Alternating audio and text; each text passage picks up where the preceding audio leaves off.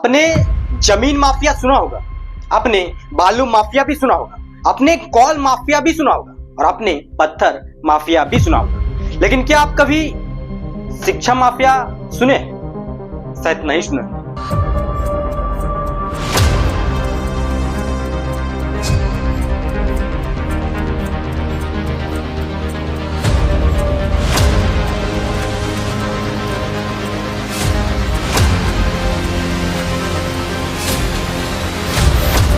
ये उस दौर के माफिया हैं जो सिर्फ किसी जमीनी भूभाग को तबाह नहीं करते हैं, ये उस छात्र के भविष्य को तबाह करते हैं जो दिन रात 10x12 के कमरे में रहकर किताबों से इश्क लड़ा बैठे। वे उनके सपनों को, उनके उम्मीदों को और उनके भविष्य को तबाह करके रखे हैं और पूरे एजुकेशन सिस्टम को शायद गर्त पे धकेल दिए हैं। इस देश के अंदर रातों रात एसआईआर की रिपोर्ट बन जाती है। इस देश के अंदर रातों रात नोटबंदी की सारी तैयारियां कर ली जाती है, लेकिन इस देश के अंदर पेपर लीक रुकने का नाम नहीं ले रही। ये हम इसलिए बोल रहे हैं क्योंकि पिछले 7 सालों में 80 से ज्यादा इस देश के अंदर पेपर लीक हुए। नीट की, नेट यूजीसी की, तेलंगाना पुलिस की, यूपी पुलिस की, रीट की और इन जैसे 80 एग्जाम्स के पेपर लीक हो गए, लेकिन फिर भी इस देश के शिक्षा मंत्री मौन है और जांच के नाम पर सिर्फ सीबीआई। जब भी छात्र खुलकर पेपर लीक में सामने आए हैं, सिर्फ सीबीआई को सामने रख करके यह मिनिस्ट्री ऑफ एजुकेशन खुद की जिम्मेदारी से मुक्त हो गई। हम इस देश के सिर्फ 2 ऐसे सिस्टम की बात करेंगे, एक जो पूरी ईमानदारी से अपना जिम्मेदारी निभा रही है, वहीं दूसरा जिनके जिम्मेदारी में ईमानदारी नाम का कोई शब्द ही नहीं बचा।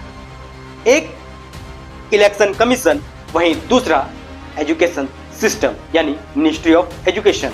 एक जो किसी भी मामूली से स्कूल में, कॉलेज में सुचारू तरीके से इलेक्शन करवा देती है बिना कोई तामझाम के। ना किसी इसमें थर्ड पार्टी वेंडर को टेंडर दिया जाता है और ना ही किसी इलेक्शन के लिए इसका टेंडर निकाला जाता है, लेकिन फिर भी इलेक्शन कमीशन इस जिम्मेदारी को पूरी ईमानदारी पूर्वक निभाती है और सिर्फ इलेक्शन करवाने तक की ही जिम्मेदारी नहीं रहती है, बल्कि बाकायदा इलेक्शन करवाने से लेकर काउंटिंग होने तक यह पूरी तरह से जिम्मेदारी लेती है। पहले इलेक्शन करवाती है, फिर सीसीटीवी लाइव के माध्यम से स्ट्रांग रूम तक निगरानी रखती है और इनके बिना अनुमति के स्ट्रांग रूम के अंदर एक सुई भी प्रवेश नहीं कर सकती। यह है इलेक्शन कमीशन का जिम्मेदारी। हम एजुकेशन सिस्टम को इलेक्शन डिपार्टमेंट से इसलिए कंपेयर कर रहे हैं, अंतर बता रहे हैं, क्योंकि हम ये बताने की कोशिश कर रहे हैं कि इस देश के अंदर इलेक्शन कितना जरूरी है और इस देश के अंदर एजुकेशन कितना जरूरी है। शायद मिनिस्ट्री ऑफ एजुकेशन को इलेक्शन डिपार्टमेंट से सीखना चाहिए। शायद इस देश के शिक्षा मंत्री को इलेक्शन कमीशन से कुछ सीखना चाहिए। शायद उनको लगता है कि सिर्फ इलेक्शन ही इस देश में जरूरी है, तो शायद मैं उसे बता देना चाहता हूं कि इस देश के अंदर जितना जरूरी इलेक्शन है उतना ही जरूरी एजुकेशन है।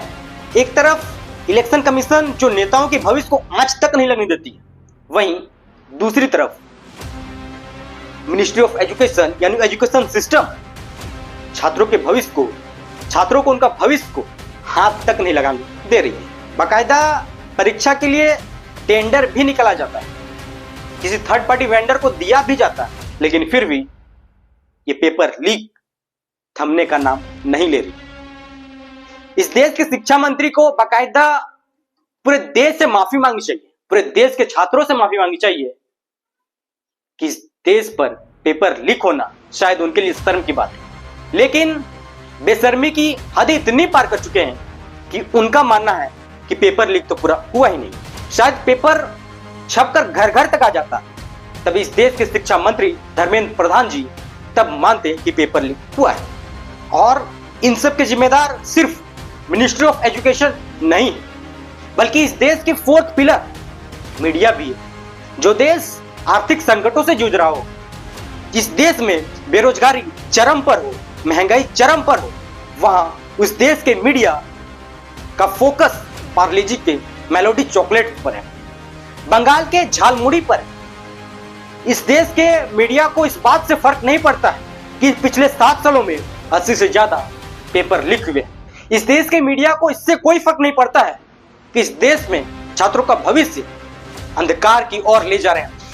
इस मीडिया को इससे भी फर्क नहीं पड़ता है कि एजुकेशन सिस्टम को मिनिस्ट्री ऑफ एजुकेशन में बैठे लोग गर्त की ओर धकेल रहे हैं।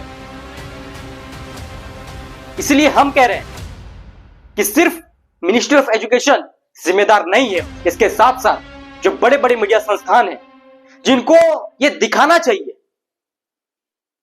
कि पेपर लीक कैसे हो जाते हैं, जिनको यह बताना चाहिए कि पिछले 7 सालों में 80 पेपर लीक क्यों हुए, उन जैसे संस्थान सिर्फ ये दिखाने में व्यस्त है कि पार्ले जी का मेलोडी चॉकलेट्स में कितना चॉकलेटी, मतलब उनका टेस्ट कितना चॉकलेटी है। बंगाल का झालमुड़ी में मसाले कितने टेस्ट दिए जाते हैं, बंगाल का झालमुड़ी किस तरह अन्य प्रदेश के झालमुड़ी से अलग, यही सारी चीजों में इस देश का मीडिया व्यस्त है। अगर टेक्नोलॉजी इतनी आगे बढ़ गई है तो फिर एग्जाम सिक्योरिटी क्यों नहीं? डिजिटल भारत में एग्जाम सिक्योरिटी कहां गई? जो देश चांद तक पहुंचने की बात तो करता है, लेकिन परीक्षा केंद्र तक पेपर ईमानदारी से नहीं पहुंचा सकता है। बार बार पेपर लीक होना सिर्फ परीक्षा रद्द नहीं होती, किसी का आत्मविश्वास, किसी का सपना और किसी परिवार का उम्मीद टूट जाता है। और जब कोई युवा टूटता है तो सिर्फ उसका करियर नहीं टूटता है, बल्कि उस देश का भविष्य टूट जाता है। और ये पेपर लीक सिर्फ लीक नहीं है, उस मेहनत की हत्या है।